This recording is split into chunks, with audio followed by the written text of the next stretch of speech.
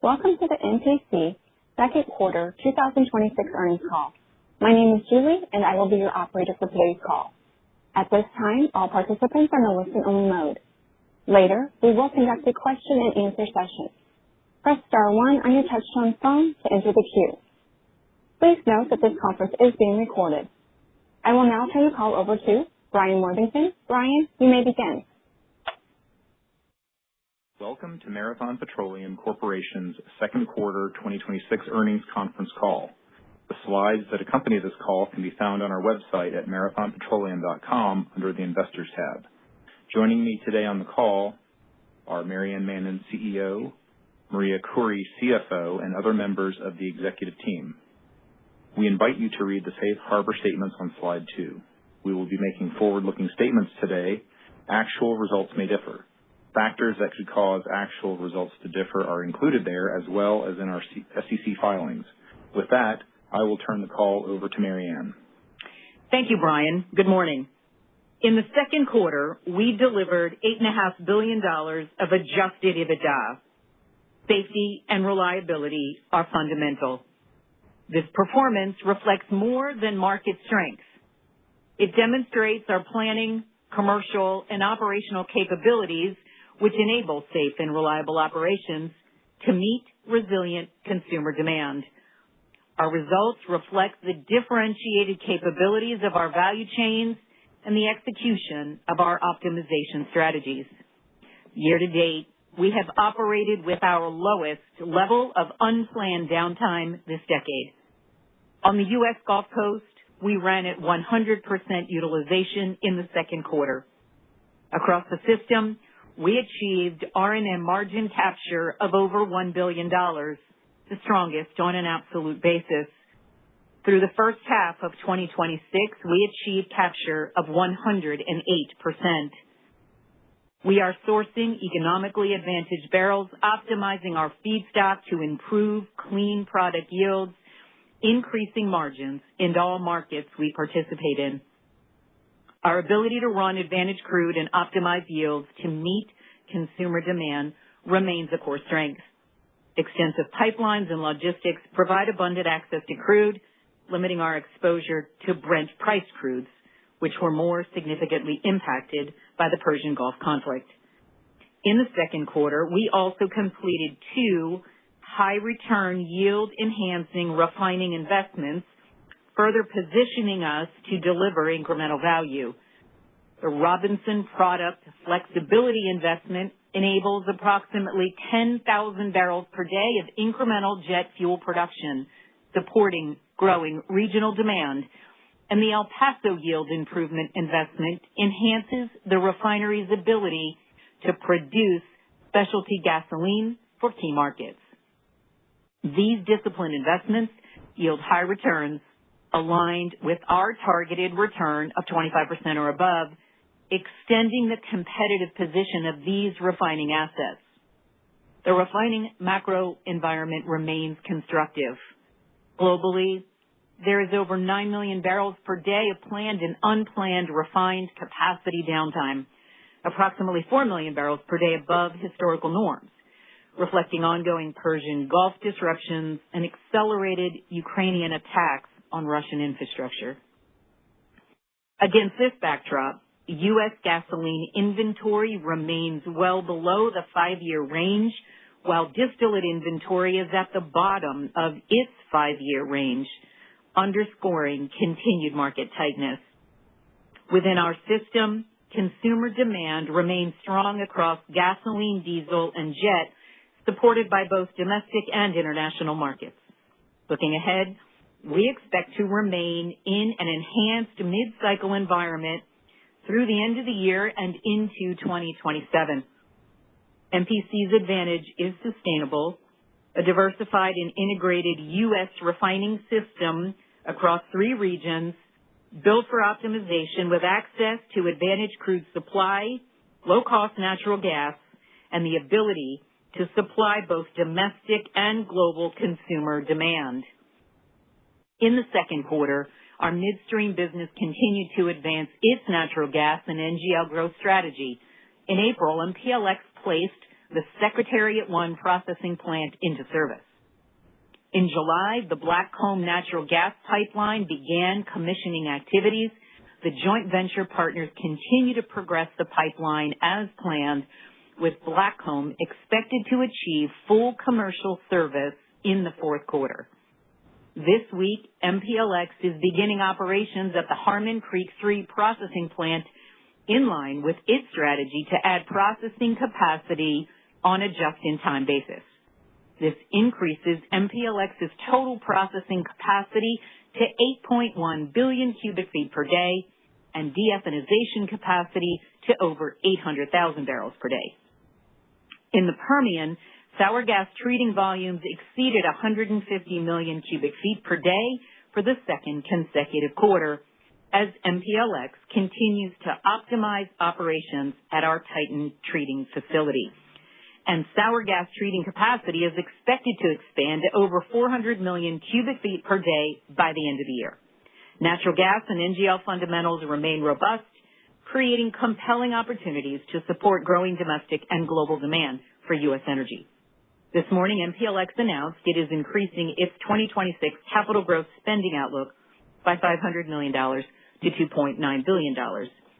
The increase primarily reflects the accelerated execution of the ongoing Gulf Coast fractionation project, pulling forward capital MPLX previously expected to deploy in early 2027.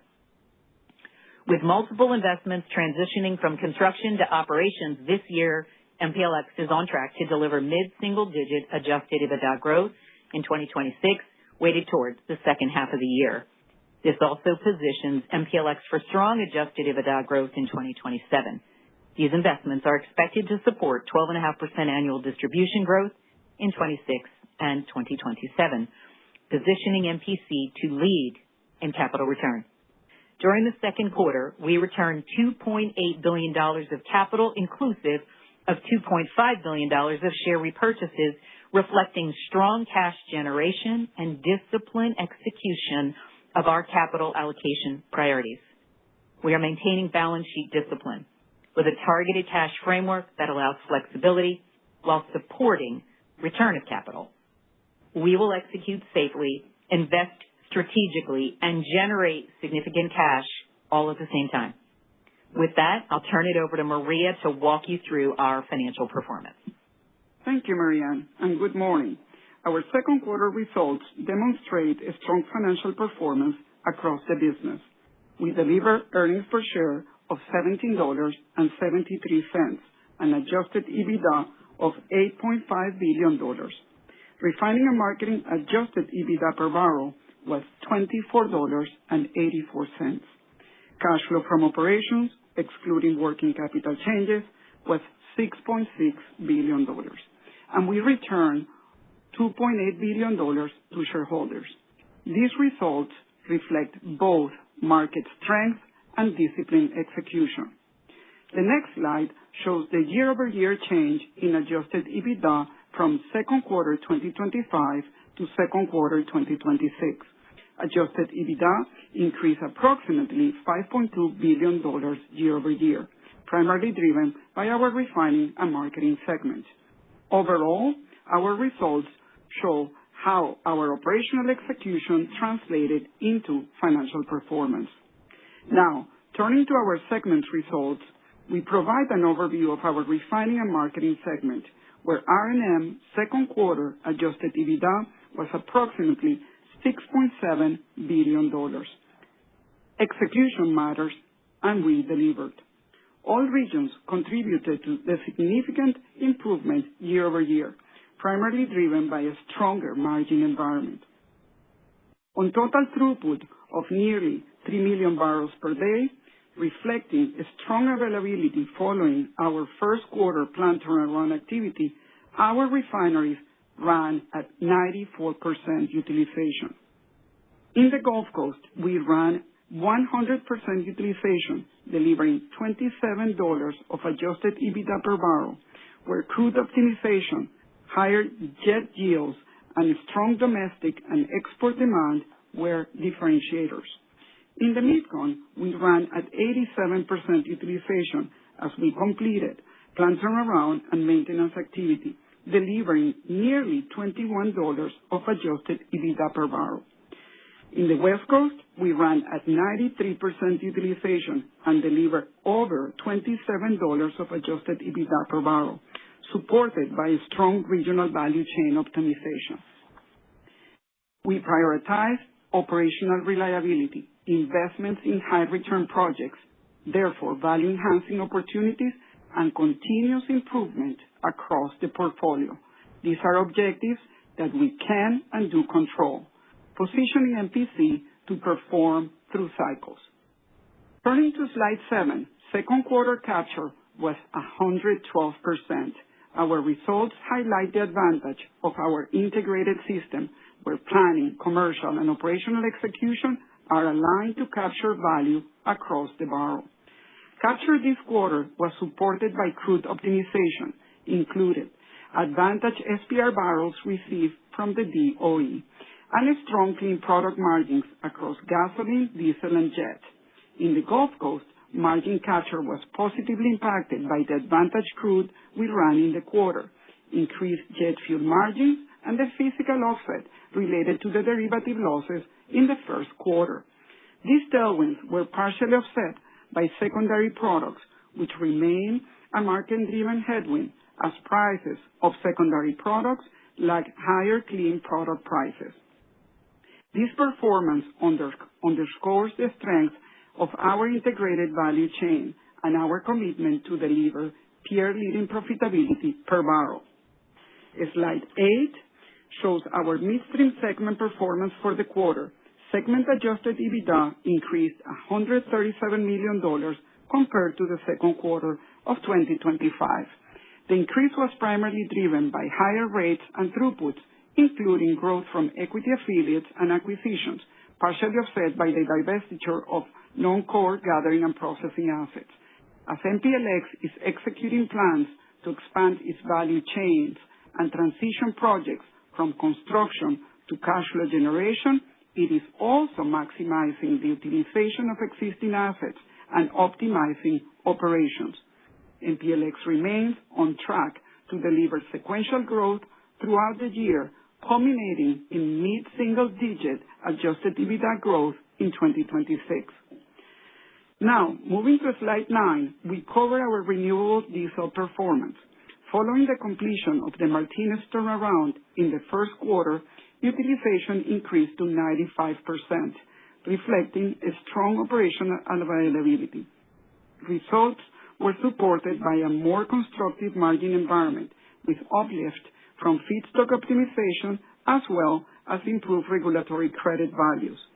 Segment adjusted EBITDA increased approximately $277 million year-over-year. As we look ahead, we remain focused on optimizing operations, leveraging feedstock and logistics flexibility, and responding to market conditions. Based on current fundamentals, we expect a constructive environment through the remainder of the year. Now, slide 10 presents the elements of change in our consolidated cash position for the second quarter. Operating cash flow, excluding changes in working capital, was approximately $6.6 billion. Working capital was at $3.8 billion source of cash for the quarter, driven by higher payables, the timing benefit of crude exchanges, and inventory draws. During the quarter, we returned over $2.8 billion of capital to shareholders, executing on our disciplined capital allocation framework. At the end of the quarter, MPC had roughly $7.8 billion of consolidated cash, including MPC's cash of $6.7 billion and MPLX's cash of over $1 billion. Now, turning to guidance, on slide 11, we provide our third quarter outlook for the refining and marketing segment. We're projecting crude throughput volumes of 2.8 million barrels per day, representing utilization of 94%. Turnaround expenses is projected to be approximately $290 million, with activity mainly focused on conversion units in the Gulf Coast and Mid-Con regions, limiting our ability to upgrade certain products and creating a headwind to capture. With that, let me pass it back to Marianne. Thank you, Maria. Our priorities remain consistent. Operate safely and reliably, execute commercially, invest with discipline, and lead in the return of capital to shareholders. We remain focused on execution and are strengthened by our strategic relationship with MPLX. Our competitive advantage is sustainable. It is built on integrated value chains, scale, flexibility, and disciplined execution.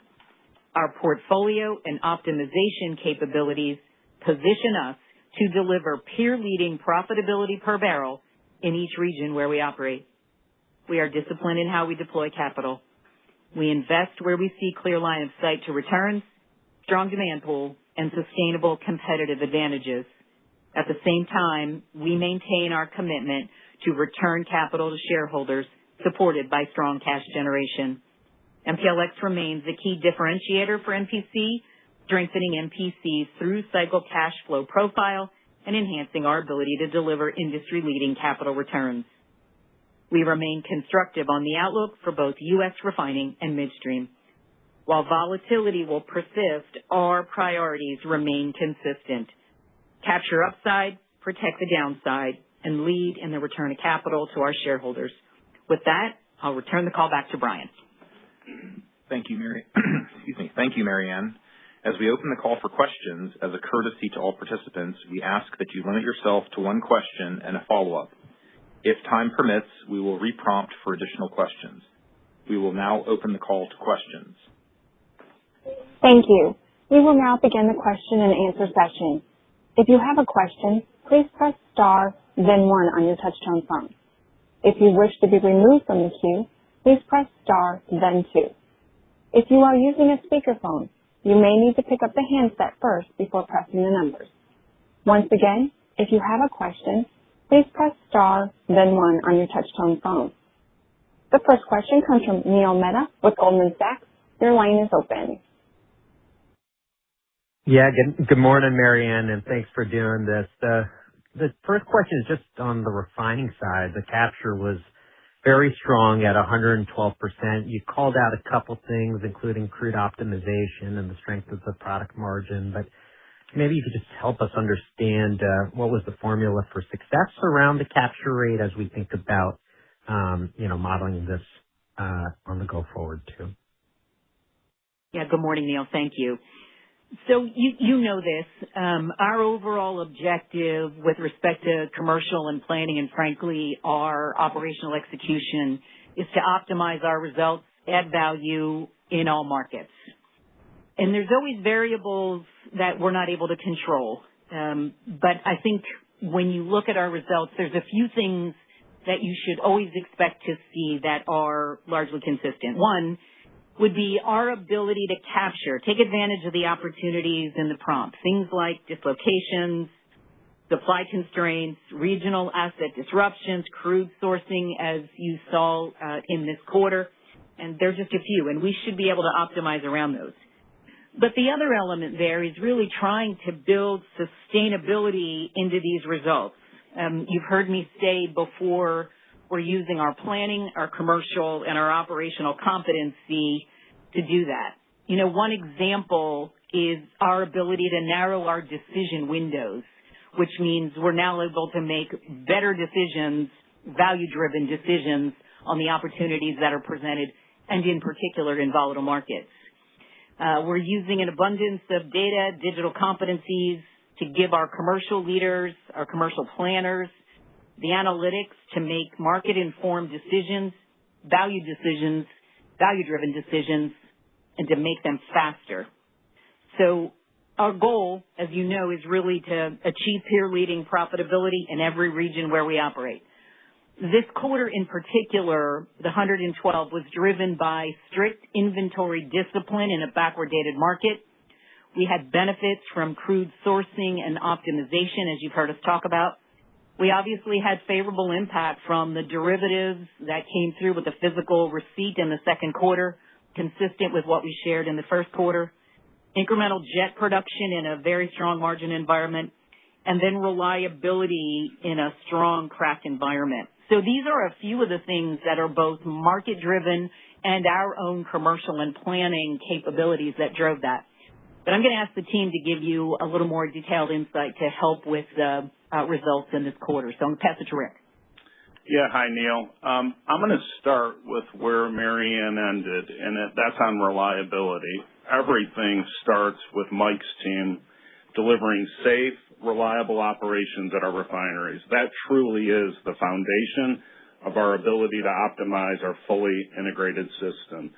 And as Mary Ann mentioned in her opening remarks, in a volatile market, our crude optimization team excelled across 3 regions. So let me give you just a few examples that demonstrate our commercial sophistication and our maturity in terms of where we're at.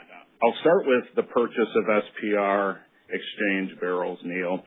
We bought directly from the SPR. We avoided the middleman, and we're grateful where the DOE releases helped meet market demands and ultimately consumer demands.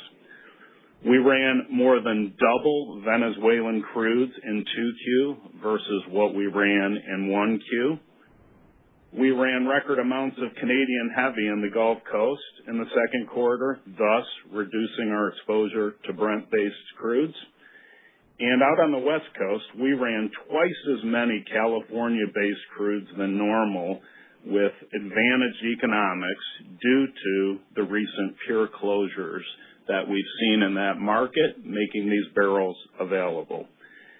And Neil, we had many, many more yield enhancement shifts, but maybe I'll just pause there and pass it over to Julian and have him give you a little bit of color on a few of our yield enhancement shifts. Julian? Thanks, Rick. Morning, Neil. In terms of the formula for success that you mentioned, I think that at its core, it's now our underlying operating model and the sustainable capabilities we've embedded that drives capture through enhanced execution. So planning are responsible for identifying value-enhancing strategies under all market conditions, and to do that we'll leverage crude sourcing, logistics optionality, but really the depth of our integrated value chains. And in combination, it's my planning, Rick's commercial, and Mike's operational teams who collaborate seamlessly now to optimize across these integrated value chains and run our strategies through the assets safely and reliably. And in Q2, I think JED is a really good example of this. So we leveraged the strong market signals that Rick's team identified, and then we worked hand in hand with Mike's team to re-optimize quickly on refinery yields. And we were able to take full advantage of the JED investments that came online at Garyville and Robinson in the quarter, almost perfect timing. And that resulted in a 3% increase in jet yield year on year. And in fact, since 2024, we've now increased our jet yield capability from 8% to 12%. So I think the key to our success fundamentally is that we've really enhanced our ability to rapidly adapt to changing market conditions, and we can flex between jet and diesel production as appropriate to the conditions.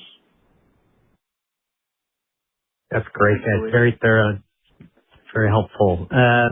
Just the follow-up is just on cash. You guys are sitting on a lot of it, Mary Ann, and so just your perspective on some of the moving pieces as you think about what's the optimal level of cash relative to the $1 billion you've talked about in the past, return of capital, how aggressive you want to be, and then working capital is such a big nut this quarter. How do we think about the unwind of that item? Yeah, certainly, Neil. So just on cash flow, no change to our priorities on capital allocation. As you saw in the quarter, we did build a bit of cash on the strength, but our capital allocation priorities are unchanged. The strength of MPLX distribution should allow us to continue to lead in the return of capital. No change when we think about overall the cash balance that we need, roughly $1 billion. You probably heard Maria speak on the SPR as well. We do have an obligation to repay that, and we'll look at those balances as well. But we really don't have a change at all in the way that we think about our cash balances. And then on working capital, I'll pass it to Maria and have her give you some of the sensitivities. But obviously, strong quarter this quarter. We talked about inventory draw, et cetera. But let me give it to Maria, and she'll give you a little more color on the specifics on working capital, Neil, and hopefully that answers your question. Hi, Neil. Yes, on working capital, we had a large benefit this quarter, as you saw, of $3.8 billion. We're cognizant of the timing of what our working capital needs and the elements. If you think about it, we are already starting to rebuild inventory, right? We have a liability and a repayment obligation for these crude exchanges, and we will be watching as well our payables. Now, it's good to keep in mind, the sensitivity that we have communicated. For every $10 move in crude, that is about a $550 million change in working capital, one way or another. So trust that helps. Hope that helps, Neil. Thank you. Very helpful. Thanks, guys. You're welcome. Thank you. Thank you. The next question comes from Manav Gupta with UBS. Your line is open. Good morning, Marianne and team. And I was hoping to talk a little bit on refining macro. Your opening comments were very interesting where you said, 9 million barrels is offline, 4 million more than normal. And it's been offline for some time here. So I'm just trying to understand what this has done to global product inventory, how long could it take to replenish it, but more importantly, we have actually seen serious damage to Russian refining capacity. We have seen damages in the Middle East. So is there a possibility here that for the next 10 years or so, even the mid-cycle is higher, given the actual unplanned downtime, which will go on for some time, and the global product inventory depletion, if you could talk about that? Yeah, certainly, and good morning again, Manav. So, we've been very constructive, as you know, on the long term, even before the conflict, and then certainly the opportunities and the challenges that the Persian Gulf conflict have created on top of the Russian-Ukraine. We remain constructive well into 2020-27. As you mentioned, the global supply, it's extremely dynamic. As we've seen, it is difficult for us to have a level of prediction as to when it will resolve. You've got, I think you mentioned this already, with respect to Persian Gulf conflict, the Middle East refineries have really been slow to come back online. And then again, any further disruption in the region could cause further supply constraints to evolve. Russian-Ukraine conflict, certainly the acceleration of the Ukrainian attacks on Russian refineries have led to more than 2.8 million barrels offline, downtime there as well. That's a third of Russia's refinery capacity offline, and the country's fully banned diesel exports. So we certainly see that it will take quite some time for the infrastructure to be repaired. And then, as I mentioned in my remarks as well, you've got global product balances remain extremely tight and some of the lowest levels of inventories in gasoline and diesel that we've seen. I'm going to pass it to Rick and let him give you a little more color as he sees some of the market impacts here. Yeah, hi, Manav. I think where I'll start is on the demand side, just to give you a feel for what we're seeing in all three of the regions we operate. So within our system, we continue to see consumer demand being resilient on gas, diesel, and jet, and this is both domestically and internationally. We are seeing very strong signals in both markets. As an example, U.S. jet was at an all-time high in June, the demand for it was, and we hit distillate records on exports in the quarter in 2Q and continue to see very positive economic signals there. If I move on, though, if you look at, as you and Marianne have touched on, the amount of refining capacity offline, I think what I want to leave you with, and I hope doesn't get overlooked, is the medium sour availability, which is reduced by the Middle East conflict and more refineries running light crudes. That ultimately is yielding more gasoline globally. And the diesel spread is partially high as a result of that. in combination with, as Marianne mentioned, low global inventories, but especially low global inventories in the U.S. and in Europe. So we're seeing most everyone taking the appropriate signals, and we're all in max diesel mode. And we've watched this play out before. When you're in max mode of any one product for a significant period of time, it puts pressure on other products. And we're starting to see that pull through on the gas crack, as I think you're seeing in the indicators. And then finally, I'll leave you with this. As refineries are running hard, and as we enter hurricane season, a little bit of an elevated turnaround season in 3Q, which is in line with other 3Qs, we do expect more volatility here in the near term, Manav. Any refining disruption, as you've seen over the last couple of months, it really doesn't matter what region you're in, Gulf Coast, West Coast, Mid-Con. It is proving to cause significant outsized market moves, and we just see a lot of that continuing to happen here as we look forward through the end of the year and beyond. Thank you. My quick follow-up here is on the West Coast, where things appear particularly tight. I think there was a theory at one point that California can import its way out of the problem. Clearly looks like that's not going to work. So A, your leverage over there, can you move some product from your refinery in Washington over to California to capitalize on it? And do you think market will get even tighter in 3Q, given one of the bigger peers of yours has already announced downtime at both the refineries?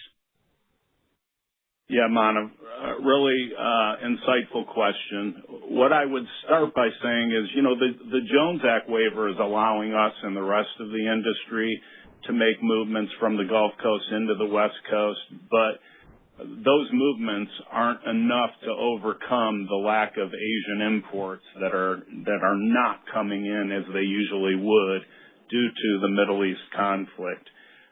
To your point, I would tell you we are extremely well positioned with LAR and our Pacific Northwest assets to meet consumer demands, especially as you rightfully noted, several of our competitors there will have turnarounds here in 3Q. Thank you so much. You're welcome. Thank you. Thank you. The next question comes from Doug Leggate with Wolfe Research. Your line is open. Thank you. Good morning, everybody. Marianne, it's great to hear you on the call. I wonder if I could hit one very specific question and one follow-up. And my specific question is on capture rates. You clearly had extraordinary capture rates across all three refineries.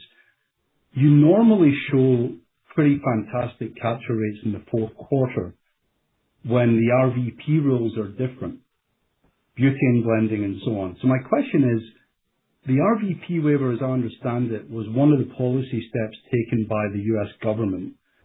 So are you benefiting from that butane blending uplift in your capture in the second quarter, and should we therefore expect that also in the third quarter? That's my first question. Then I've got a follow-up on the cash balance. Yeah, certainly. Good morning, Doug. So that benefit, certainly it would be a part of 2Q, but it is just a really small element of all of the contributors that we were trying to articulate in the second quarter. So certainly a benefit, but not one that is significant in the second quarter. We tried to mention the things in the second quarter that led to that. I'd say two things. One, we had clearly market tailwinds, as we talked about, and then good commercial and planning execution, really trying to optimize in the prompt and bring those sustainable changes that we've been referring to deliver the most profitable, profitability per barrel in each of the regions where we operate. Hope that helps. Yeah, it does. Thank you. Marianne, my follow-up is, clearly, I hear my peers talking about, the extraordinary market we're in right now. And those of us who have been doing this for 30 years are looking at it going, well, how long is this going to last? And I see you not deploying 100% of your surplus cash to buybacks. We see obviously the big cash build on your balance sheet this quarter. I'm just curious, are you do you have any hesitancy about allocating your full cash distributions in the current environment? In other words, do you have any concerns on the durability of the current margin environment? Thanks. Yeah, certainly. Thanks for the question, Doug. No, our capital allocation priorities are consistent. No change there. We believe the return of capital via share buyback to our shareholders continues to be the right vehicle. When we talk about cash balances, timing matters. Obviously, there's been a lot of volatility in the quarter, but that volatility doesn't change the way we think about returning capital.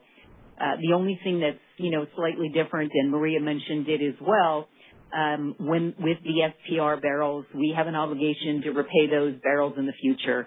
But overall, and that's embedded in the working capital that she spoke about. But again, our overall view on the cash that we need to run the company, notwithstanding the SPR return, is consistent, and therefore the return of capital remains a priority. I hope that helps, Doug. It does. Thanks a lot. You're welcome. Thank you. Thank you. The next question comes from Sam Margolin with Wells Fargo. Your line is open. Good morning. Thanks for the question. So historically, Marathon and the whole refining industry has been pretty successful at identifying the best possible growth investments. When there's a surplus of light crude, we saw the industry build out some distillation capacity. When there's a call on product, there's been very timely conversion projects that have been executed, and MPC is certainly a part of that. Right now, I think the salient question is how you see growth potential on the refining side. In the context of not only product shortages that are accumulating structurally, but also crude availability dynamics that are changing, with Venezuela and Canada as well in growth mode. Thanks.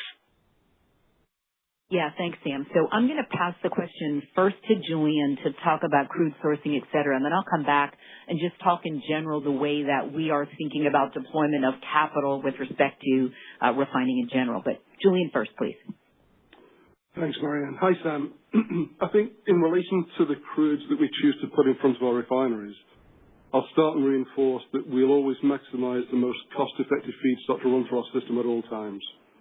And we've already got the ability to run over 100 different types of crudes across our system, with Garyville being the most flexible refinery on the Gulf Coast.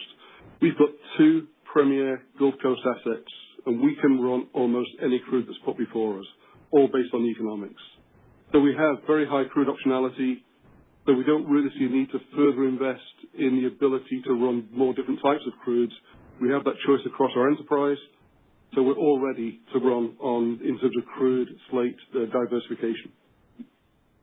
Thanks, Julian. Sam, so maybe to your question on how we are thinking about deploying capital in the refining space, hopefully you've seen even over the last few years, we're not relying on any particular specific market environment, a mid-cycle enhanced crack, et cetera.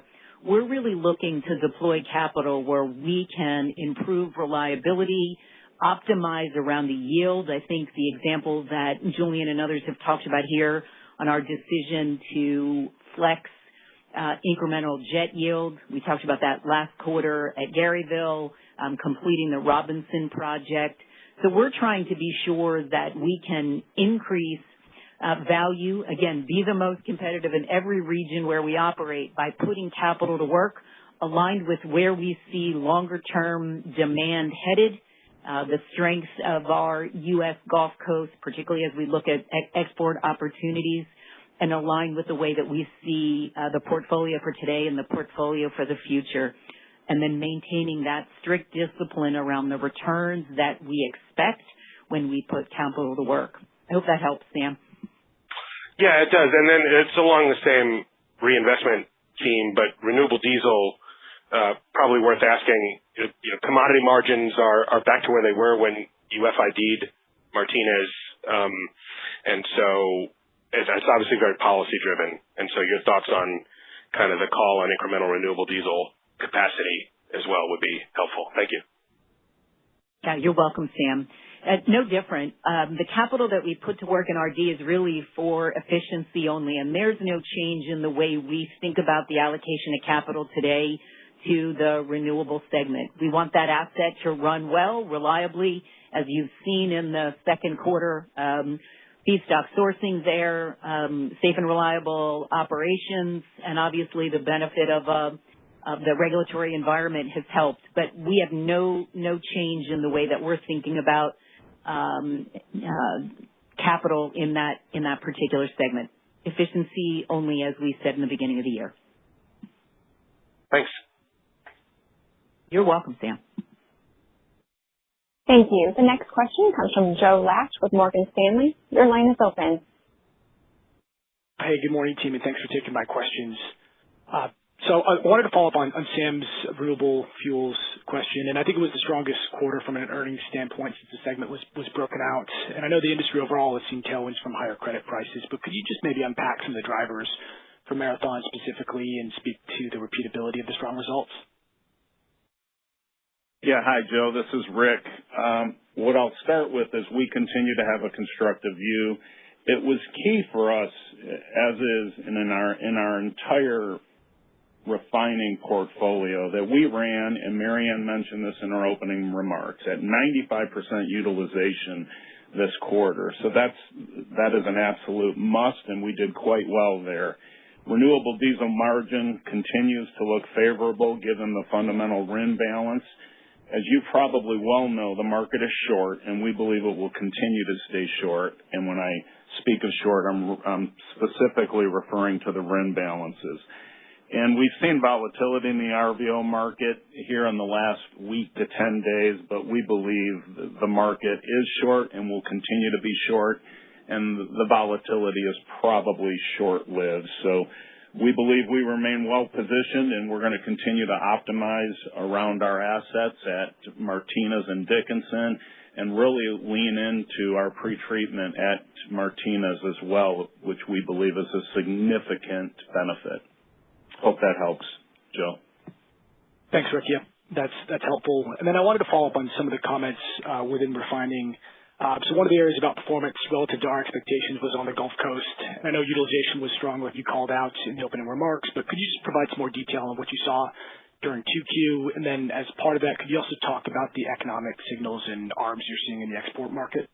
Thank you. Yeah, so maybe I'll start and then turn it over to Maryann. I'll start on the export side. I mentioned record diesel export numbers that we exported, and so that would be a combo of both from Garyville and GBR.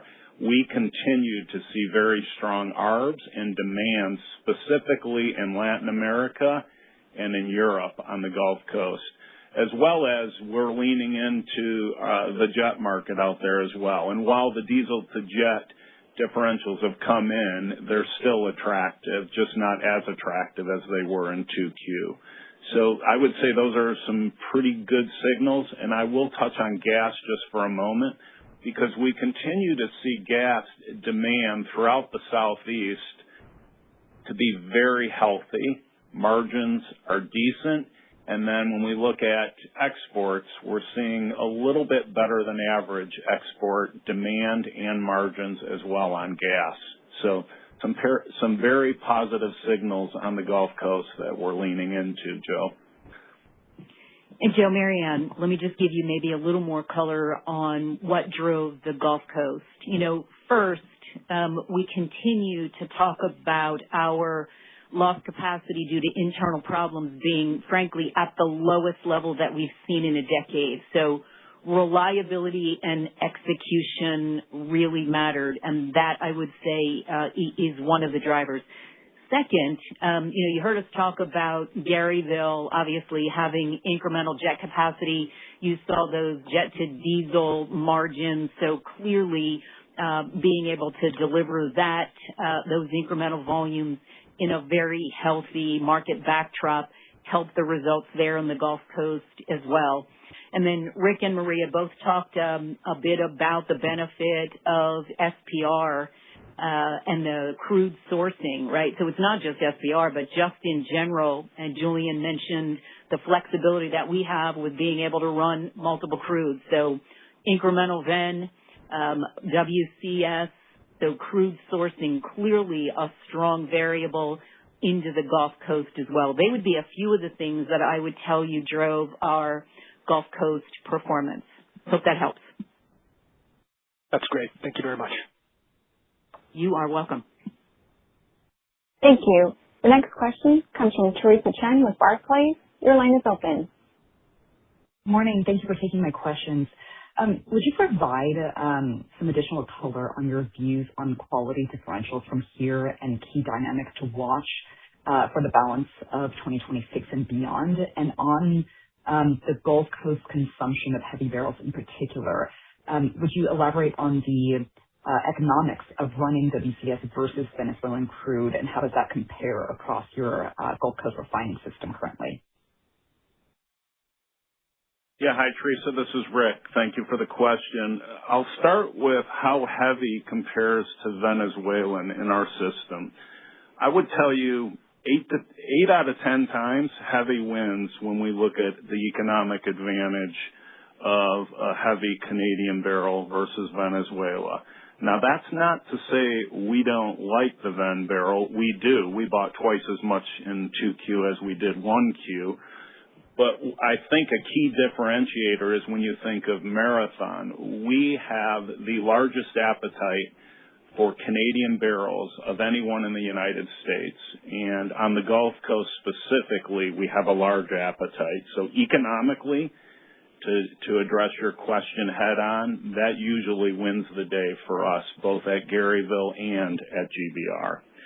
From a Venezuela perspective, when you look at the econ, we continue to see more Ven's barrels coming to the U.S., so they'll have to price those barrels accordingly. I believe they'll continue to be more economical for us, and that inadvertently will put direct pressure on other grades such as WCS.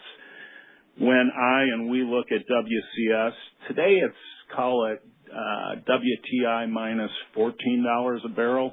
And when we look forward, if you look at 4Q, Teresa, on the forward curve, it's north of $16 a barrel. So it's going to move positive in our direction by about $2 a barrel between now and the fourth quarter, which is certainly a nice tailwind. I mentioned earlier we also have the benefit of domestic California crudes at LAR, which we've doubled up on there as well at very advantageous numbers. So that, along with the SPR barrels, we were a large buyer of SPR barrels, and if you look year to date, they've released about 111 million barrels of SPR, at least is accounted for. And we believe there's potentially another 38 million barrels that they could release yet this year. So we believe that'll apply some pressure on differentials, which will be a definite tailwind for us from a feedstock perspective. And then lastly, I would say when the conflict gets solved and you get more Middle East barrels coming in to the Gulf Coast, specifically into North America, that's going to continue to put pressure on every competing grade in the Gulf Coast. So when that day happens, it'll be another tailwind. I hope that helps, Teresa. That's incredibly helpful. Thank you for that answer, Rick.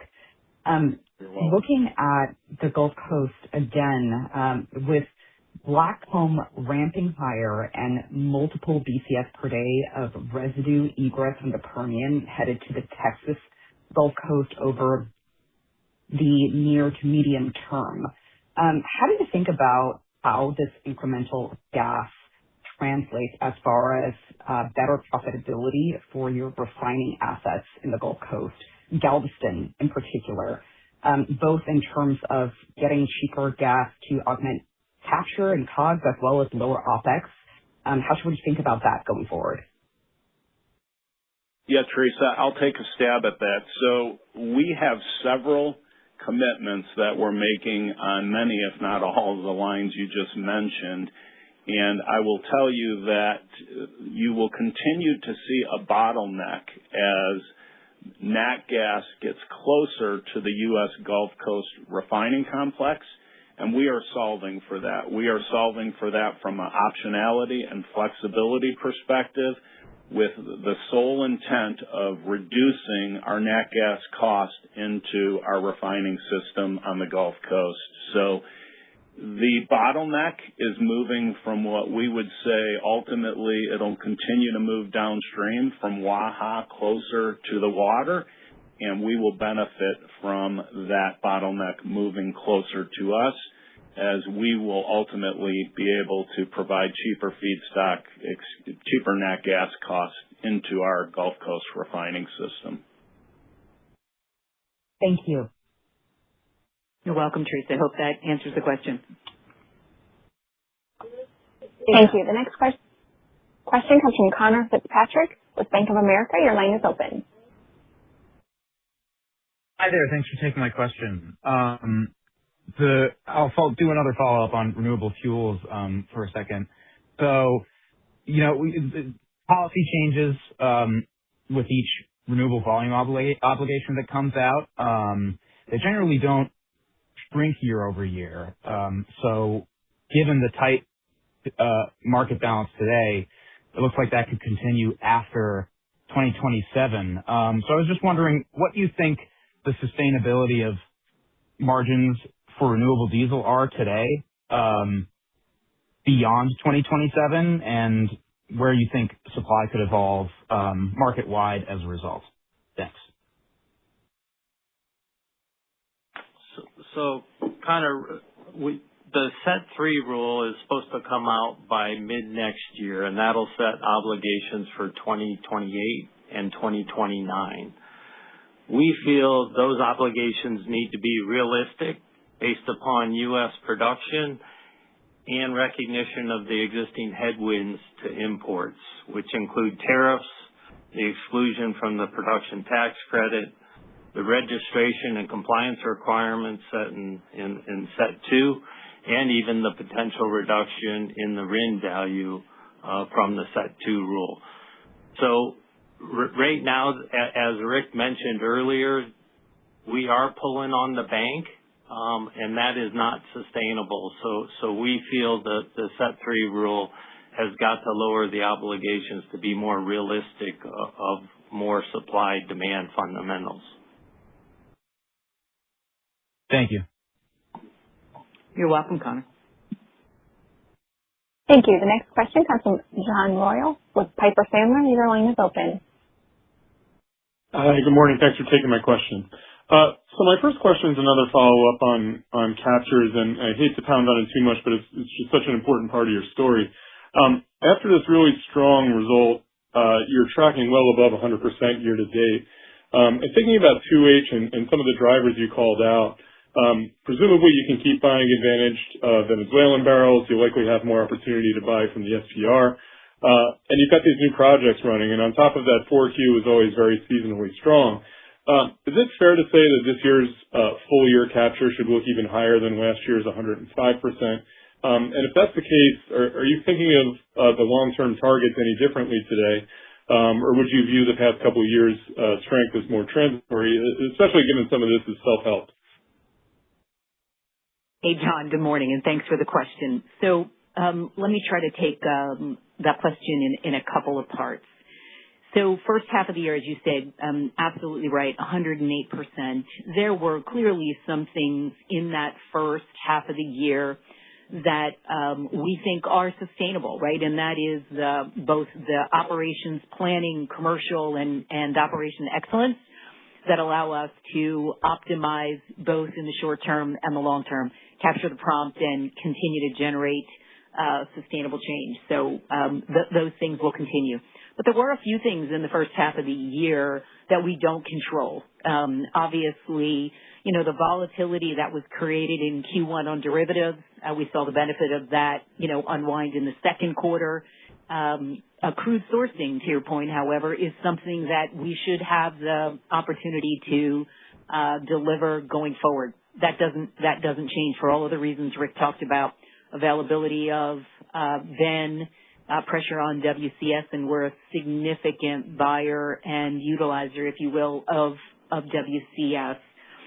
Third quarter, just keep in mind, if you look over 2023 to 2025, it has tended to be the most muted quarter of all 4 quarters. It averages 95, which means some are higher, some are lower, but there's a lot of headwinds there, inventory build ahead of the hurricane season.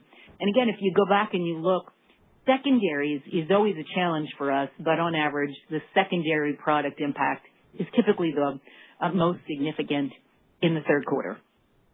Having said all that, we believe that our sustainable changes that we're making, you heard Julian talk about our crude sourcing optimization.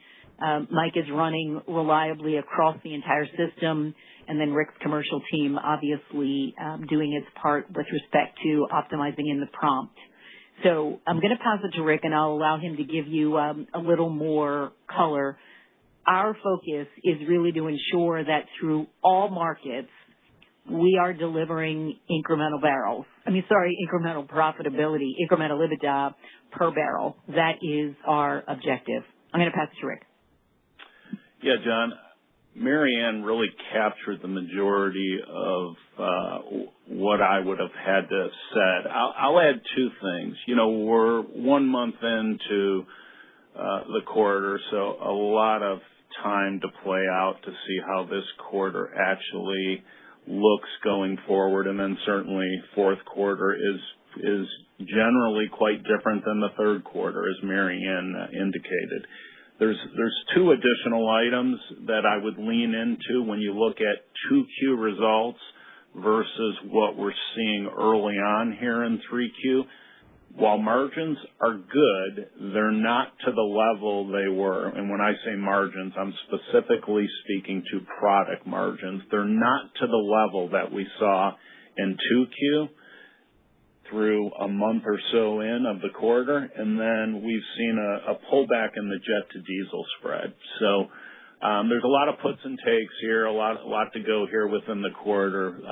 So we'll watch the game play out and optimize as best we can around it.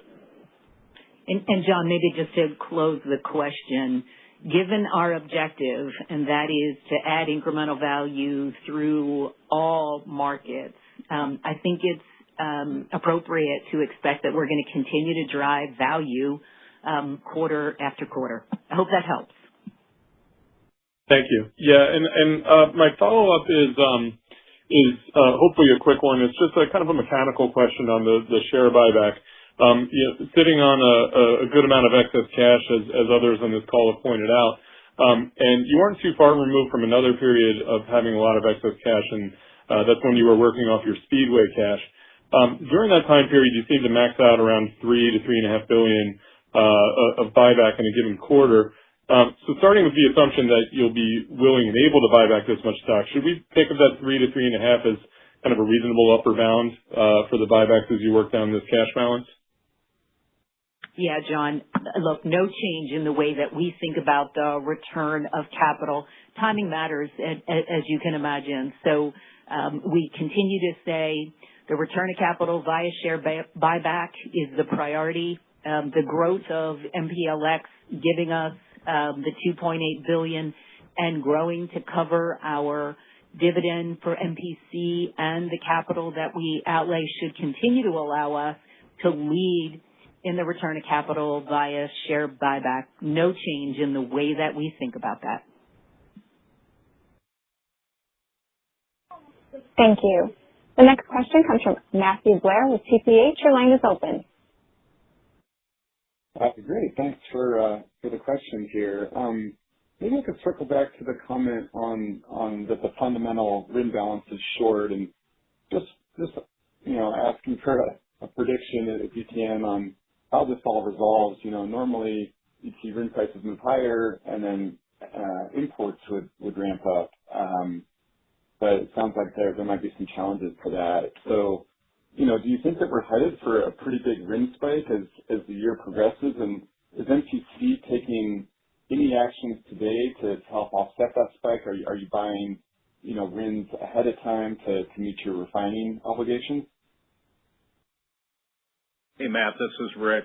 I would tell you that from a RIN spike perspective, usually the market does have to act, and then others take that signal and respond accordingly. Certainly, we're not going to step out and play the game of a regulator.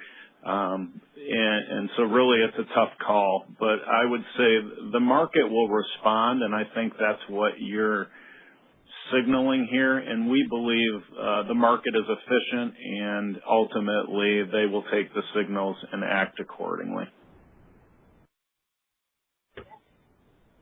Thank you. The last question comes from Philip Jungwirth with BMO. Your line is open. Great. Thanks for squeezing me in here. Just coming back to the theme of integration across refining, logistics, and commercial, when you look at the regions, is there any one where you feel like you're better positioned here than others? Like clearly Gulf Coast had a strong quarter. And if so, what's the opportunity to rolling out some of the shared learnings technologies across the other areas? Yeah, Phil, it's Marianne. So first and foremost, I'd say no difference with respect to prioritization across all three. Each of those regions present different capabilities, differentiations that allow us, again, to have some degree of confidence that over the longer term here, we'll continue to be the most profitable in every region where we operate. I'm going to ask Mike to talk a little bit about some of the things that he's doing around the maintenance side here, and then pass it to Julian, because there's also some incremental tools that he is using as well that allow us to look at the optimization across all three of those regions. And hopefully that'll give you a bit more color. Mike? Sure. Thanks, Marianne. Morning, Phil. Hey, one of the couple areas we're focusing on from technology is right around drones. We're using quite a bit of drone inspection technology, and we're also using them for emergency response support. The other piece is our digital twin. That's where we actually scan our assets, and then we use that for maintenance planning, centralized reliability, and capital project reviews. One thing that's in the last couple of years is wireless sensors have become cost competitive. So we're installing quite a bit of wireless sensing, and we're rolling that into our asset health monitoring program, which drives our predictive reliability. And then we have the digital twin, which is a contextualization piece that we're using, and that's how we're getting our data that we're using for predictive reliability. So those are all in motion, or if not already done. So we're proceeding pretty quick in that area. Thanks, Mike. If you think about optimization now for Marathon, I'd say it's become a systemic behavior now across the entire organization. So we've now deployed very sophisticated refining and logistics models all across the network, and we're able to run those now almost continuously. And in combination with enhanced analytical capabilities, we've now got the agility and we've got the ability to reforecast quickly, adjust our yields, and optimize crude and product placement across regions and also export markets. And as we take this capability, we're long past optimizing single refineries. We optimize regional refineries, and now we're optimizing cross-regional across the entire system. And that's really where both the size and the footprint of our company really matters. But to your point on technology, it's the speed of being able to convert insight into executable actions that really make a difference. And we think that as we coordinate decisions as one integrated system, that's what creates a differentiating durability for us. And Phil, we are really trying to prioritize the capital that we're using on these AI capabilities, these digital capabilities, to prioritize the most value enhancing that deliver, right, that incremental EBITDA per barrel. And that's the way that across the planning, commercial, and operational teams, we're using these technologies. So anyway, we hope that helps to address your question, Phil. I am showing no further questions. I'll turn the call back to Brian. Thank you for your interest in Marathon Petroleum Corporation. Should you have any more questions or want clarification on topics discussed this morning, please contact us and our team will be available to take your calls. Thank you for joining us. Thank you for your participation. Participants, you may disconnect at this time.